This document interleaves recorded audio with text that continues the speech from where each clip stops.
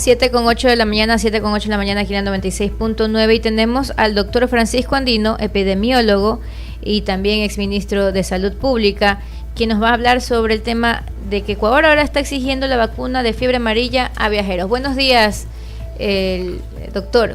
¿Qué tal? Qué gusto, bienvenido. Gracias, un saludo cordial con 96.9 y también con su audiencia. Gracias por la invitación.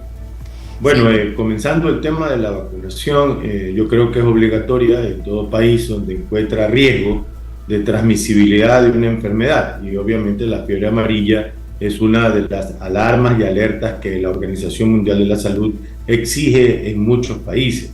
Nosotros somos un país donde tenemos vectores que verdaderamente han crecido de una manera exorbitante, sin saber todavía indicadores, como por ejemplo el indicador Bretado, el indicador de infestación por casa y el indicador larvario. Y como no se ha hecho tarea adecuada, más de una fumigación aeroespacial, que la menos indicada para poder controlar el vector, definitivamente creo que es importantísimo y necesario que se exija la vacuna de fiebre amarilla a los que ingresen al país, porque un caso importado podría construir o generar una epidemia que no podría tener valorativo ni parangón, porque el sistema sanitario está colapsado.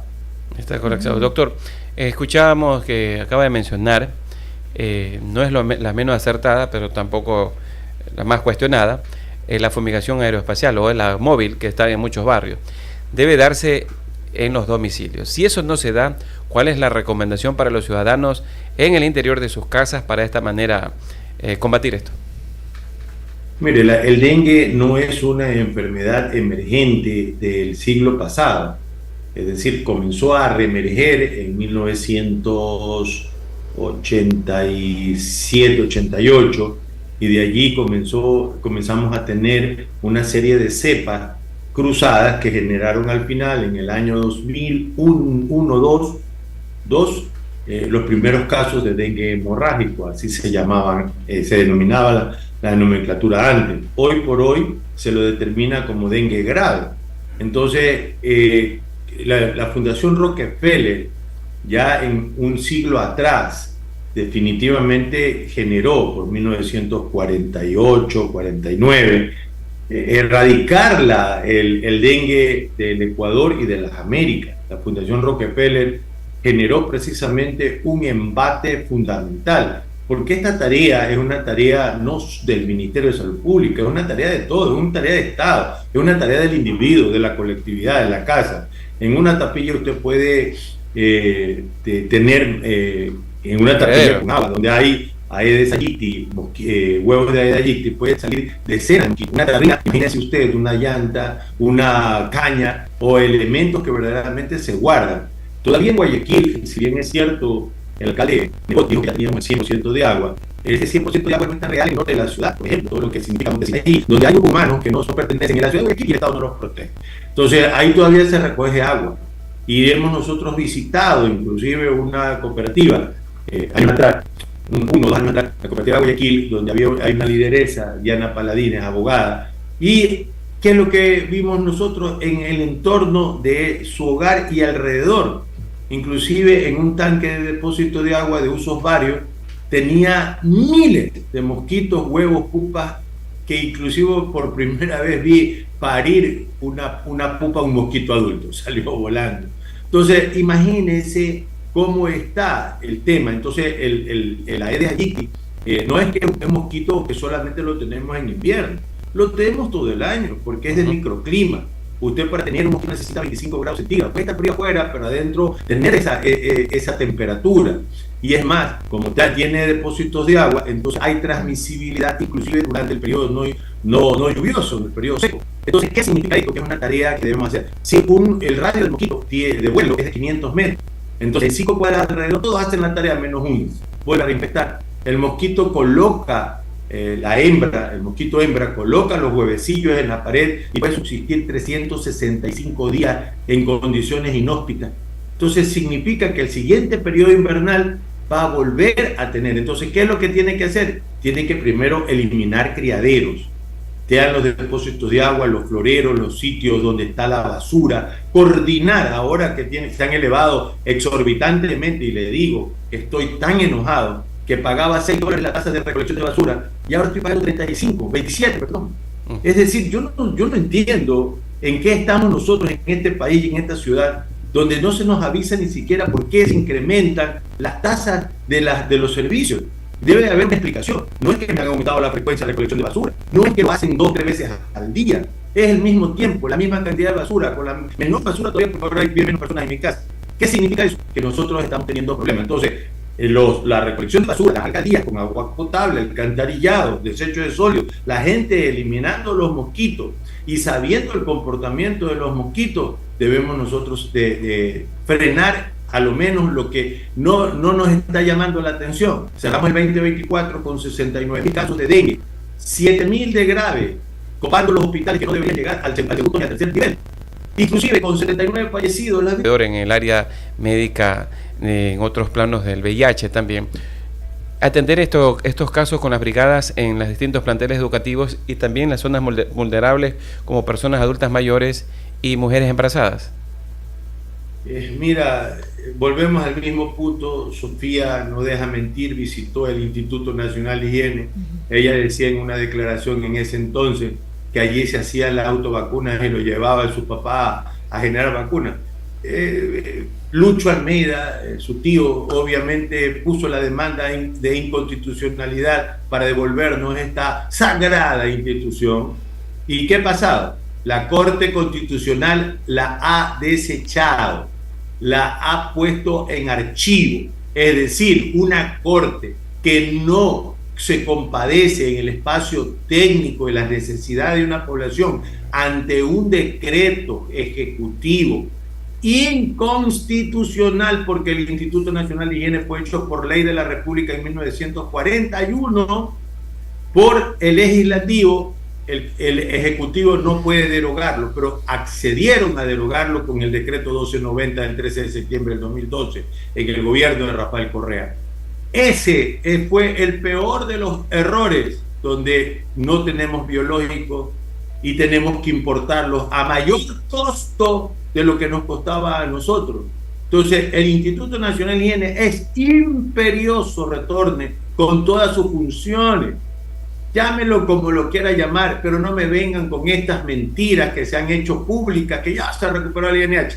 Si no se deroga el 1290 y se le restituye las 7 funciones al Instituto Nacional de Higiene, no existe nada. Que esto va a llevar tiempo, correcto, pero ¿quién da el primer elemento? Si la Corte Constitucional lo hizo, al Congreso no le interesa absolutamente nada sobre el tema de salud, porque ya hay un nuevo código orgánico, de espaldas a la población y de espaldas a las universidades y de espaldas a una sociedad. Ese código orgánico de salud va a ser otro mamotreto, se lo aseguro, otro mamotreto que no va a servir, y vamos a tener que seguir peleando hasta tener un nuevo sistema de salud. Entonces, la importa más cara, la tiene inclusive en tiempo no adecuado y no está programando las grandes necesidades que tiene la población.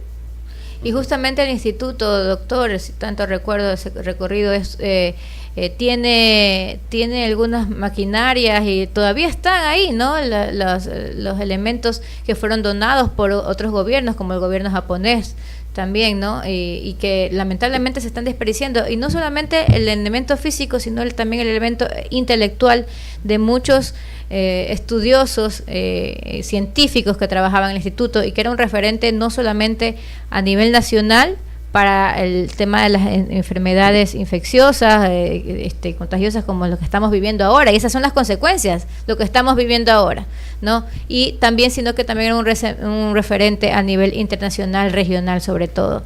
Doctor, un poco volviendo a lo de los viajes, hay gente que ya viajó, que se puso la vacuna hace muchos años y dice, uy, no, se me perdió el carnet, tengo que volver a vacunarme para que me den el certificado. Uh-huh. ¿Qué hacer ahí? Dicen que no se puede vacunar. Sáquenos de esa duda, doctor. ¿Solo una vez se puede vacunar contra la fiebre amarilla? Pero mi señora esposa trabajaba en fiebre amarilla y lo tenía todo generado en información. Ok. Ella salió, se jubiló del Ministerio de Salud Pública y fue entregada toda esa información. Esa información tiene que rezar dentro del Ministerio de Salud Pública. Antes se lo hacía manual, luego se lo hizo ya digital. Entonces tiene que haber una información de respaldo. Ahora, si verdaderamente esta vacuna, que antes se decía que solamente tenía un periodo de 10 años y ahora la Organización Mundial de la Salud con estudios ha referido que tiene inmunidad hasta todo el periodo de la vida, entonces si no lo encuentra, tiene que volverse a vacunar, no va a hacer ningún daño. Okay. Es más, va a fortalecer su sistema inmunitario contra esta enfermedad. Hay personas que no se pueden vacunar porque es una vacuna de virus vivos atenuados. Entonces significa que los mayores de 60 años no se va a poder vacunar. Personas que tienen inmunidad baja no se pueden vacunar, y que de alguna manera solamente en casos de riesgo bajo el concepto médico tendría que valorarse el riesgo-beneficio de. Pero por otro lado, hay mecanismos de contención a evitar la fiebre amarilla. La vacuna es una de las principales herramientas, pero no es la única. Es decir, en salud nosotros tenemos muchas herramientas para utilizar. Es como ahora que pacharon la llanta rota poniéndole barbijo a los chicos. Es una herramienta, pero la más eficaz es la vacunación. Entonces, inclusive hay un mal estudio sobre el tema de la inmunidad, porque nosotros estamos mirando que de repente no tenemos información y quisiéramos tenerla sobre el tema de los apagones. ¿Qué pasó con las vacunas que estaban en los centros y subcentros de salud, en los distritos de las distintas zonas, cuando hubo los apagones? Porque si esas vacunas estuvieron desprotegidas de la cadena de frío, están poniendo agüita. Si de repente regresaron al banco de vacunas y el banco de vacunas tenía generador, porque si no tenía generador, que no conocemos, no podemos nosotros adelantar, pero aquí hay brechas inmunológicas que tenemos que nosotros revisar. Una es el comportamiento aberrante de las redes sociales frente a todas las vacunas, y no es verdad, no es a todas las vacunas. Si tuvimos una vacuna de emergencia, una vacuna que no cumplió los 4 niveles de investigación y del nivel 3 saltamos al 4 por una gran pandemia y mortalidad, y sirvió para reducir la mortalidad, pero que tuvo demasiados efectos secundarios, demasiados ESAVI que todavía no terminan de ser estudiados. Esa vacuna es una vacuna, pero no generemos ese comportamiento aberrante. Ay, que tiene grafeno, la vacuna tal, ahora no te vacunes contra la polio, por Dios, estamos todos locos. Los padres de familia y la ciudadanía deben saber que las inmunoprevenibles son importantísimas hasta para el comportamiento de cáncer, con lo que tiene que ver la vacuna del HPV, que no está ingresada totalmente y adecuadamente dentro del planteamiento de la línea de vacuna que tiene el ENI, antes el PAI se llamaba en el Ministerio de Salud Pública. Hoy por hoy necesitamos que los comunicadores sociales, ustedes actores importantes, sigan dando esa información. Yo me acuerdo que había una comunicación de un lindo pajarraco que se llamaba Máximo, y que a los niños les gustaba diciendo: ¡oh, yo soy Máximo! Y nos hablaba de la vacuna, nos hablaba de la nutrición, nos hablaba de agua potable, nos hablaba de todo eso. Eso es educación. Lo que no está haciendo el Ministerio de Salud Pública en salud colectiva, en lo que tiene que ver la Secretaría de Comunicación, en vez de solamente de informar sobre todos los efectos de la violencia, que son importantes para la comunidad, informen sobre los temas de salud, informen sobre esta condición. Los medios de comunicación deben de tener obligatoriamente espacios de salud, aunque no lo haga el gobierno debería pagarte, pero si no lo hace el gobierno, a lo menos diseñar programas que sean persistentes y permanentes en la educomunicación sanitaria, que es uno de los elementos que cambia el comportamiento de actitud y actitudes de la población para poder hacer el reconocimiento del riesgo, el autocuidado y la gran movilización de salud que nosotros necesitamos en este país como elemento preventivo. Muy bien, entonces, si Ecuador exige vacuna de fiebre amarilla a viajeros, debemos entonces estar muy pendientes de esto, Sofía, a vacunarnos. Sí, y la importancia. Y no, así no tenga la información, como indicaba el doctor Andino, igual, póngame. Yo no tengo esa tarjeta. Sí, pero bueno, las credenciales, todo lo demás es importante, pero sí quiero hacer un llamado a las autoridades sobre el Instituto Izquieta Pérez. Eso yo concuerdo con el doctor Andino, aprovechar la ocasión para decir la importancia del Instituto Izquieta Pérez, ¿verdad? Somos un país que estamos en el trópico, en el subtrópico, que generamos enfermedades en la Amazonía, en la costa ecuatoriana, y que ya vemos cómo pueden resurgir. Muchos dicen, ay no, que la tuberculosis, que ya no hay la tuberculosis. La tuberculosis, como decía el doctor, que nos viene a ilustrar, cada tiempo lo llamamos porque él es un referente también del conocimiento médico a nivel nacional, ha sido ministro, tiene tanta experiencia, y él nos decía, la tuberculosis está en toda la población, ¿no? Pero necesitamos un instituto en que esté siempre investigando, que esté siempre desarrollando, que esté previniendo. No hay mejor cosa en la salud que la prevención, ¿verdad? Y tenemos las herramientas mecánicas, físicas, tecnológicas. Tal vez puede faltar algo más para repotenciar, pero los tenemos las suficientes en el instituto, que se están deteriorando porque no hay uso. Tenemos el conocimiento adquirido durante años del trabajo arduo dentro del instituto y no se lo ha sabido aprovechar. Y ahora que estamos en estas crisis de enfermedades, miren, no solamente tenemos el dengue, la fiebre amarilla, la tosferina. La tosferina, eso yo voy también, doctor, ahí concuerdo, usted nos puede también dar luces. ¿Por qué la tosferina, a una enfermedad de hace 100 años, vuelve a ser una noticia en nuestro país? Cuando está la vacuna y hay un esquema de vacunación en niños, y ahora hay una problemática de tosferina de nuevo, doctor. Entonces, quiere decir que la vacuna estuvo sin enfriamiento por los cortes de luz. Ahora yo lo puedo pensar que eso era así, porque tuvimos un invitado que nos dijo, no entiendo por qué esta enfermedad vuelve a aparecer de esta manera, doctor. Sí, son varios factores. Mire, en salud pública nosotros hablamos de las determinantes de salud. Y las determinantes son los factores que influyen en el proceso de salud y enfermedad.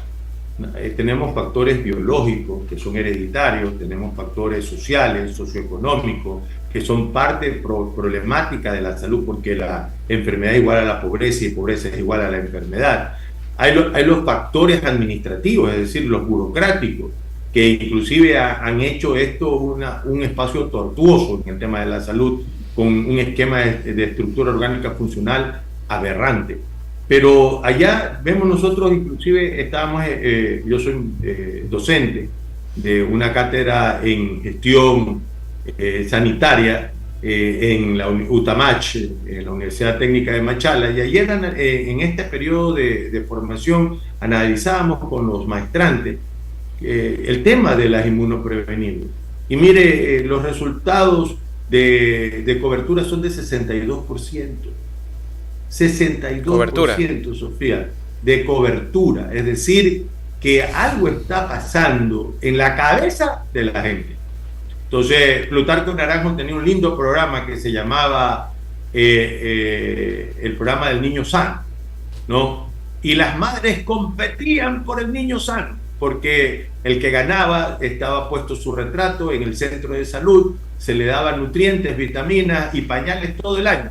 Entonces, eso hacía el Estado en una forma de promover que las madres tengan el mejor percentil. Entonces, con eso cubría a eliminar la desnutrición aguda y crónica, que hoy dejó un programa el señor Lazo, pero que en todo ese plan decenal del doctor Borrero ya no se sigue nada, porque este país es de construcción y reconstrucción. Lo anterior no sirve, lo mío vale. Entonces ahí no tenemos nosotros parangón. Entonces cuando miramos esto, los factores que podemos definir es los padres que andan en majadería en vez de andar cuidando la salud de los hijos, ¿no? Esa condición debe de ser la preocupación. Entonces tener el carnet, tener el peso adecuado, la parte de nutrición, dar la lactancia materna, tenerle toda la cobertura necesaria, es lo que hace la protección del niño. Entonces, cuando uno no está en ese sentido, más los temas de la ruptura de los biológicos y la falta de acceso, la violencia, Sofía, puede ser otro problema. Imagínese usted que vaya una brigada de vacunación de médico, enfermera el técnico que promotor de la salud, el TAP. Entonces resulta que llega a un barrio y tienes que pagar peaje, o te violan, o te lesionan. Bueno, entonces, entenderemos que ahí tiene que apoyar la Policía Nacional, doctor. Pero por eso darle apoyo a los brigadistas que van en sectores muy vulnerables en cuanto a seguridad. Pero, entonces, por eso te digo, hay un grave problema. Entonces, en este caso puntual, la vacunación tiene que ir a las escuelas. Inmediata, total, con brigadas a las escuelas. Y en las escuelas vacunarlo a todos los niños. Entonces, me muestras el carnet de cumplimiento, muy bien, con la firma, etcétera. Deberíamos nosotros tenerlo ya en la virtualidad, es decir, con la tecnología adecuada, la carnetización. Es decir, usted entra con su número de cédula y dice, ¿sabe qué? Está vacunado, se vacunó en tal lugar, en tal sitio, en tal fecha, etcétera. Entonces, inclusive con una tablet o con su propio celular, revisa en una app y decir, ¿sabe qué? El niño sí fue vacunado. Tranquilo, vacunemos al que no está. Entonces, priorizamos la población, y cuando tú vacunas a toda la infancia, proteges a los adultos mayores, porque son los niños los que llevan la enfermedad de la tosferina a los adultos mayores. Le proteges a las madres embarazadas, a las otras personas inmunodeprimibles, porque esta vacuna verdaderamente es bastante segura, es una bacteria la tosferina. Y la tosferina, al ser una bacteria, la Bordetella pertussis, obviamente tenemos nosotros otro comportamiento a aquellas que son virales. Entonces estamos con epidemias respiratorias varias: virus sincitial respiratorio, influenza, COVID, tuberculosis y obviamente tosferina. Es decir, si usted me dice a mí cómo está el sistema sanitario, antes decía estaba en terapia intensiva, hoy le digo está moribundo. Moribundo. Solamente falta que le den los santos óleos al sistema de salud y esperar en qué momento muere, porque en realidad cuando uno ve en un país que le brotan las epidemias como canguile en canguilera, significa que algo está sucediendo, y entonces es un llamado a ¿quién? Al primer personero de la República, al primer funcionario público de la República, al señor presidente de la República, que se vuelve a posesionar el 24 de mayo, conforme un comité técnico adjunto al Ministerio de Salud que le dé una línea o una hoja de ruta frente al tema de salud. Que estamos pensando que solamente la economía. Oiga, si no hay salud no hay educación, si no hay salud no hay producción, no hay economía, no hay vida. Y verdaderamente nosotros tenemos que estar pensando primero en la salud y la vida, para seguir pensando en forma paralela en los estados educativos y en la condición de la producción y la economía para sacar el país. Muchísimas gracias, doctor. Aquí en la 96.9 FM son siempre las propuestas en cada gobierno atender el tema de la salud. Hemos tenido la oportunidad, el privilegio de haber conversado con el doctor Francisco Andino. 30 segundos. Sí, quisiera ver y aprovechar que Sofía, que ha hecho un liderazgo en una época en el CPSPD, en la Comisión de Participación Ciudadana, y otros actores que están defendiendo el Instituto Nacional de Higiene, deberíamos convocarnos pues al sitio del instituto y volver a hacer una presión ciudadana para que nos escuchen, porque así como estamos, por más que nos desgañotemos, como dicen vulgarmente, no nos están escuchando. Gracias, doctor. Muy bien, doctor. Sí, es importante, porque es verdad que este instituto ha marcado la salud y la historia en manera positiva del país, y mira, ahora no está, y lo que está pasando ahora. Gracias, doctor, por su participación. Siempre es un gusto tenerlo. Siempre lo vamos a estar molestando para que nos dé la información de la mano inmediata y todas las prevenciones que deben hacer nuestros oyentes con respecto al temas de salud en estos momentos tan importantes, sobre todo. Gracias, doctor. Muchísimas gracias, que tenga un maravilloso día. Gracias a usted. Hasta luego. Sí, bueno, son 7:35 ya, 7:35 de la mañana. Si no registra en el Ministerio de Salud, Igual póngase a la cita, usted desconoce si se ha puesto la vacuna en la fiebre amarilla. Así Sofía. es. Bueno, a menos que tenga el sistema inmunológico bajo o pase de los 60 años, dijo el doctor, no, 65 claro. años, no, ya sea de mayor edad. En todo caso, igual tratar siempre de cumplir con el esquema de vacunación de los niños es lo más importante, porque los niños ayudan a la prevención de los adultos mayores. Así es, y aquellos padres de familia o centros educativos que por supuesto no han llegado las brigadas, aquí está en la 96.9 FM, darnos a conocer y por supuesto hacer público que en su establecimiento, en su escuela o centro educativo no han llegado y se requiere de suma urgencia en vista de tanta problemática. Así le ponemos punto final, ¿verdad? Aquí en la 96.